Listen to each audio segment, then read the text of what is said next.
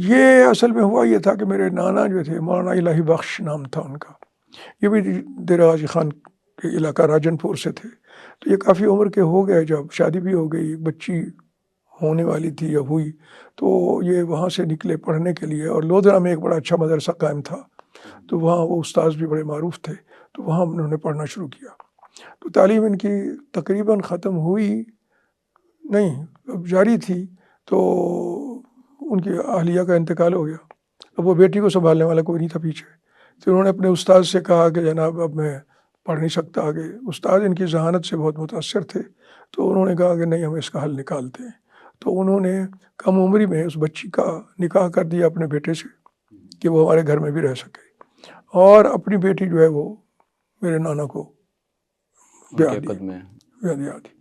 تو یہ آغاز تھا. پھر جب ان کا انتقال ہو گیا تو یہ لڑکا نوجوان تھا، تو مرزائیوں نے لالچ وغیرہ دے کے، جیسے نوجوانوں کو وہ کر لیا جاتا ہے، رام کر لیا جاتا ہے، اس کو اپنے ساتھ ملا لیا اور یہ مرزائی ہو گیا. اور ابھی بچی تھی میری والدہ اس وقت، تو اس نے مطالبہ شروع کر دیا کہ جی رخصتی کر دیں. میرے نانا نے کہا کہ یار میں 7.5-8 سال کی بچی کو کیسے بھیج دوں تمہیں بچہ. تو اس نے جب زیادہ اصرار کیا تو وہ آئے یہاں پتہ کرنے کے لیے اس کا مسئلہ کیا ہے. تو انہیں پتہ چلا کہ بھئی اس کے والد کے انتقال کے بعد وہ مرزائیوں کے ہتھے چڑھ گیا اور مرزائی ہو گیا. پھر وہ ظاہر ہے کہ انہوں نے انکار کر دیا. تو اس نے پھر ملتان سے، وہ تو انگریز کا زمانہ تھا، ملتان سے ڈگری لے لی اپنے حق میں، اور وہاں سے بیلف بھیجنے شروع کر دیے کہ جی اب اس لڑکی کو وہاں سے برآمد کر کے میرے سپورٹ کیا جائے. تو یہ پھر چھپتے پھرتے تھے، پڑولوں میں چھپتے تھے اور کیا کرتے تھے اور کس طرح سے، اور بڑی مشکل وقت گزارے انہوں نے. لیکن یہ تھا طے تھا کہ بھی نہیں. اور پھر میرے نانا نے جتنی بھی کوششیں کی مقدموں کو لڑنے کی، تو وہ اس کے حق میں فیصلے ہو جاتے تھے. انگریز کے زمانے میں انگریز تو سرپرست تھے ان کے. بالکل ایسے سرپرست. پھر میرے نانا نے آخر میں، چونکہ بہاولپور میں ہی رہتے تھے، یہ مہنت کا مدرسہ بھی جامعہ عباسیہ کی برانچ تھی، تو وہاں انہوں نے پھر وہ ایک درخواست اٹھائی. انہیں پتہ تھا کہ جب نواب صاحب نکلتے ہیں دیرہ نواب صاحب سے بہاولپور جانے کے لیے، نواب آف بہاولپور صادق محمد خان، تو وہ انہوں نے کہا کہ جب نکلتے ہیں تو رستے میں کوئی درخواست لے کے کھڑا ہو تو وہ رک جاتے ہیں. یہ اس زمانے کی بات تھی. تو وہ درخواست دی اور ساتھ یہ کہا کہ دیکھیں میں نے فلاں فلاں فلاں جگہ کیس لڑا ہے، انگریزوں کا زمانہ ہے، وہ سب اسی کے حق میں ہو گیا ہے. اب چھپتے پھرتے ہیں، یہ امت کی بیٹی ہے، یہ صرف میری بیٹی نہیں ہے.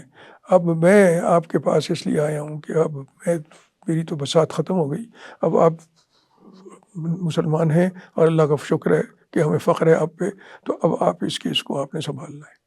تو وہ ریاست بہاولپور کی اسٹیٹ میں وہ حکمران ہی نہیں تھے، بلکہ وہ اپیل کی اتھارٹی بھی سپریم اتھارٹی ہوئی تھے. تو انہوں نے پھر اپنے ایک معتمد علیہ جج غلام اکبر خان، اس کو ریفر کر دیا کیس، اور وہ کیس پھر شروع ہو گیا.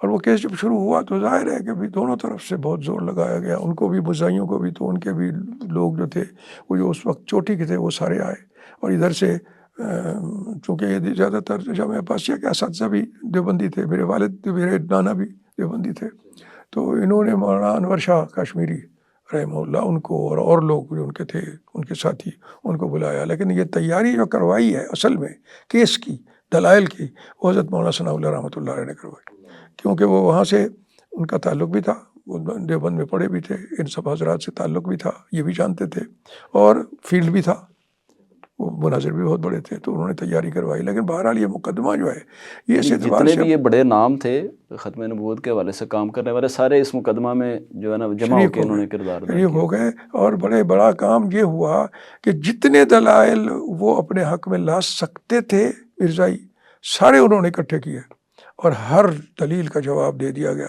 اور یہ جو رویداد 3 جلدوں میں چھپی ہے، اس میں ان کے سارے دلائل ہیں اور سب کا رد ہے، اور ایسا رد ہے کہ جس کا ان کے پاس کوئی جواب کوئی جواب نہیں. اس کے آگے نہ کوئی اپیل کر سکے، وہ نہ کچھ کر سکے، نہ کچھ، نہ ان کے پاس کوئی جواب ہے، نہ کوئی لکھ میں کے ہی جواب دے سکے، کچھ بھی نہیں کر سکے.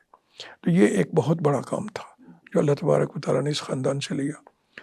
تو انہوں نے پھر وہ طریقہ اختیار کیا، لالچ دو کہ جی آپ اتنے مربے لے لیں، اور اس زمانے کے یہ 1920s کی بات ہے، اور اتنے لاکھ روپے لے لو. زمانے کے لاکھ آج کے کروڑوں سے بھی بڑھ کے ہیں، اربوں میں ہیں.